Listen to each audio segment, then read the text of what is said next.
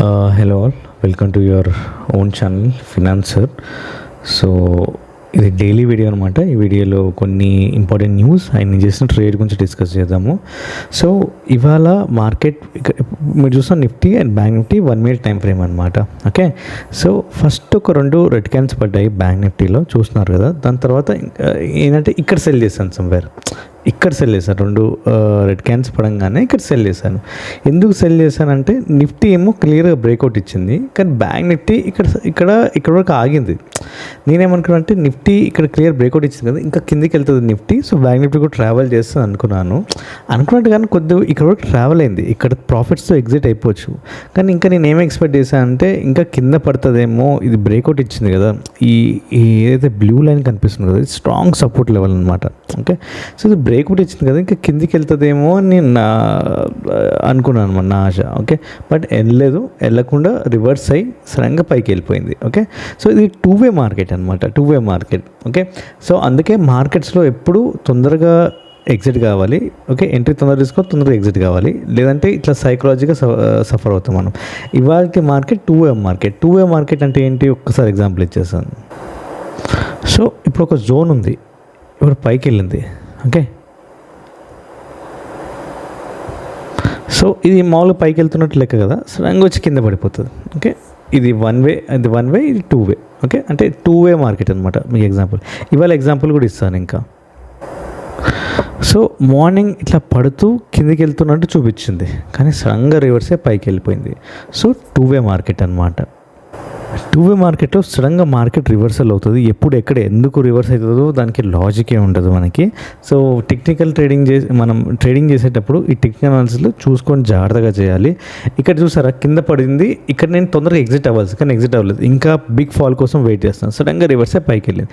So ఇక్కడన్నా నేను కొంచెం గ్రహించాల్సింది.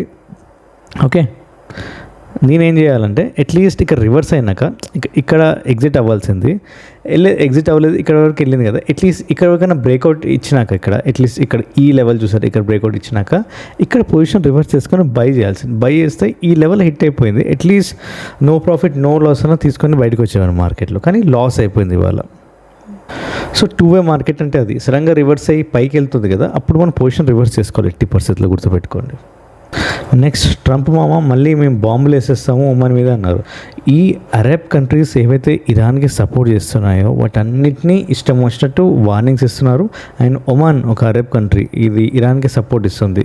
ఏదైతే స్ట్రైట్ ఆఫ్ హార్మోజ్ నుంచి షిప్స్ని పంపిస్తూ ఉంటుంది కదా, అక్కడ డెలివరీ చేస్తూ ఉంటుంది కదా వాళ్ళ ప్రొడక్ట్స్. సో అక్కడ సపోర్ట్ ఒమాన్ కంట్రీని సపోర్ట్ ఇవ్వడానికి ట్రై చేసింది. ఒమాన్ని ఇంకా ట్రంప్ మామ ఇంకా మేము బాంబులు వేసేస్తాము, ఇంకా సీరియస్గా ఎస్కలేట్ అవుతుందని వార్నింగ్ ఇచ్చేసాడు అనమాట. సో యుద్ధం ఇంకెన్ని రోజులు వెళ్తుందో చూడాలి ఇంకా. సో నెక్స్ట్ ఇంకో అప్డేట్ వచ్చేసరికి దూట్ ట్రాన్స్మిషన్ ఏదైతే ఐపీఓ ఇవాళ లిస్ట్ అయింది, ఆల్మోస్ట్ ఒక 38% ప్రీమియం అయితే లిస్ట్ అయింది. ఓకే, సో ఎవరైతే లాట్స్ వచ్చి ఉంటాయో వాళ్ళందరికీ మంచి ప్రాఫిట్స్ అయితే వచ్చాయి. సో ఇదొక ఈవీ ఆటో కాంపోనెంట్ మేకర్ అనమాట. ఈవీ సంబంధించిన ఆటో ఏవైతే ఉంటాయో మనకి కార్స్ కానీ ఏమైనా, ఓకే, ఏమైనా ఇంకేమైనా మెషిన్స్ కానీ ఇంకేమైనా ఈవీ రిలేటెడ్, ఓకే, అవన్నీ మ్యానుఫ్యాక్చరింగ్ చేస్తూ ఉంటుంది. ఎగ్జాంపుల్ చెప్పాలంటే మనకి ఈవీ ఛార్జింగ్స్ ఉంటాయి కదా, మనకి కార్స్లో పెట్టే, అంటే మనకి ఇప్పుడు మొబైల్లో ఎలా ఛార్జ్ చేస్తాం, ప్లగిన్ చేస్తాం కదా, అలాగే ఛార్జర్ ఎక్విప్మెంట్ ఉంటుంది కదా, అది వీళ్ళు మ్యానుఫ్యాక్చరింగ్ చేస్తారు. సో ఇవి కాకుండా 2-wheeler అండ్ 4-wheeler సంబంధించిన వైరింగ్ అండ్ కేబుల్ సిస్టమ్స్ కూడా మ్యానుఫ్యాక్చర్ చేస్తూ ఉంటారు. అండ్ స్విచ్చెస్ కూడా మ్యానుఫ్యాక్చరింగ్ చేస్తూ ఉంటారు, dash boards and switches. So ఒక మంచి స్టాక్ అనమాట ఇది. బయాన్ క్యాపిటల్ అని ఒక అమెరికన్ ఇన్వెస్ట్మెంట్ ఫర్మ్ అనమాట. దీనిలో ఆల్రెడీ ఎప్పుడో 2025లో మంచి స్టేక్ అయితే హోల్డ్ చేసింది, అంటే ఇన్వెస్ట్ చేశారు ఈ కంపెనీలో.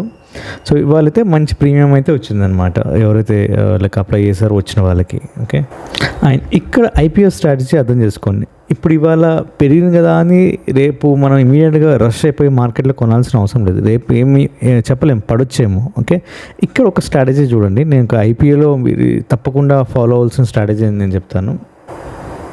ఓకే, ఎప్పుడైతే ఐపీఓ ఒక ప్రైస్ దగ్గర ఇక్కడ మనకు ఓపెన్ అయింది మార్కెట్. ఓకే, సో ఆ రోజు పైకి వెళ్ళింది, కిందికి వచ్చేసింది.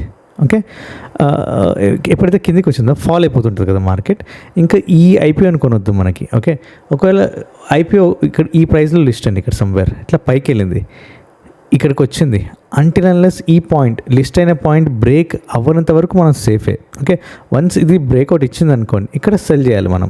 ఓకే, ఇమీడియట్గా ఇక్కడ గుర్తుపెట్టుకోవాల్సింది ఏంటంటే, ఇప్పుడు మీరు కొత్తగా ఐపీఓలో ఎవరైతే లైక్ రాలేదు వాళ్ళు ఇంకా ఇంట్రెస్టెడ్ ఉన్నారు దూత్ ట్రాన్స్మిషన్లో లైక్ ఇన్వెస్ట్ చేయడానికి, అప్పుడు గుర్తుపెట్టుకోండి ఇక్కడ ఇది ఓపెన్ అయింది మార్కెట్. ఓకే, ఇది కింద పడుతుంది లేదా పైకి వెళ్తుంది. ఓకే, ఓవరాల్ ఈ లెవెల్లో సస్టైన్ అవ్వాలి మనకి. ఓకే, ఇప్పుడు ఇక్కడ ఓపెన్ అయింది కదా మార్కెట్. ఓకే, కింద పడ్డది అనుకోండి, రేపు కింద పడ్డది అనుకోండి. ఓకే, మళ్ళీ రివర్స్ అయ్యి పైకి ఈ ఓపెన్ ఉన్న ప్రైస్ దగ్గర బ్రేక్అవుట్ ఇచ్చి పైకి వెళ్ళింది అనుకోండి, కొన్ని రోజులు సస్టైన్ అయింది అనుకోండి, అప్పుడు బై చేయాలి మనం. ఓకే, ఇదొక సినారియో.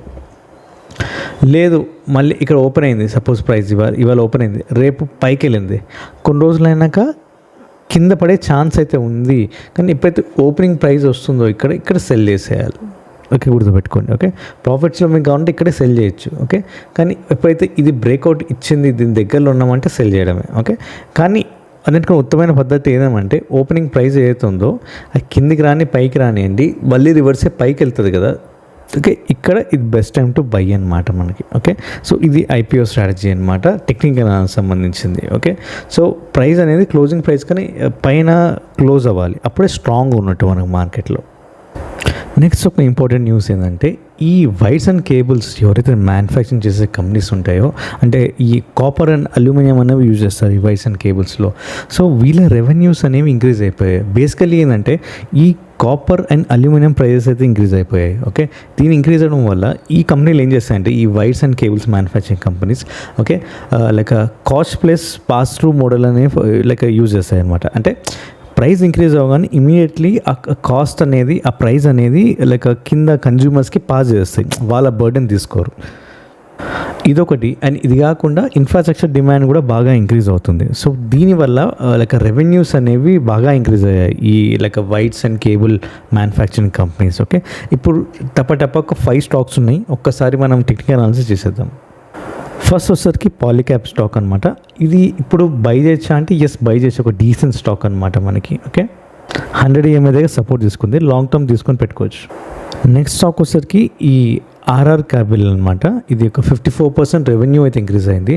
ఇప్పుడు తీసుకొచ్చా అంటే అసలు తీసుకోలేము, స్టాక్ అయితే భారీగా ఇంక్రీజ్ అయిపోయింది, ఇప్పుడు కొనకూడదు. నెక్స్ట్ స్టాక్ వచ్చేసరికి కై ఇండస్ట్రీస్, ఇది కూడా అస్సలు కొనలేము, ఆల్రెడీ ఇంక్రీజ్ అయిపోయింది. నెక్స్ట్ ఇంకో స్టాక్ వచ్చే ఫినోలెక్స్ కేబుల్స్ అనమాట. సో ఇది ఒక ప్రాఫిట్ ట్యాక్స్ అండ్ పిఏటీ ఏదైతే ఉందో, సో 249 crores అయితే ఇంక్రీజ్ అయింది, అంటే 53% అయితే ఇంక్రీజ్ అయింది ప్యాట్, ప్రాఫిట్ ఆఫ్టర్ ట్యాక్స్. కానీ ఇప్పుడు బై చేయొచ్చు, ఎందుకంటే మంచి 2 క్యాండిల్స్ పడ్డాయి, 200 EMA సపోర్ట్ తీసుకుంది, ఆల్మోస్ట్ లైక్ లాస్ట్ హై 1700 ఎంత ఉంది, అది ఈజీగా రీచ్ అయ్యే అవకాశం అయితే ఉంది మనకి. ఓకే, నెక్స్ట్ ఇంకో స్టాక్ అంటే యూనివర్సల్ కేబుల్స్, ఇది ఆల్రెడీ టాప్ హై రీచ్ అయిపోయింది, ఇప్పుడైతే కొనే ప్రసక్తే లేదు. సో అది ఇవాల్టి వీడియో. చాలా ఇంపార్టెంట్ చార్ట్స్ గురించి డిస్కస్ చేద్దాం. ఇప్పుడు కొనొచ్చా లేదా అనేది ఈజీగా చెప్పేస్తాను, అలా మీరు కూడా న్యూస్ రాగానే ఇమీడియట్ బై చేయదు, చార్ట్స్ చూసి బై చేయడం నేర్చుకోండి ఇన్వెస్టింగ్కి. Okay, thanks for watching.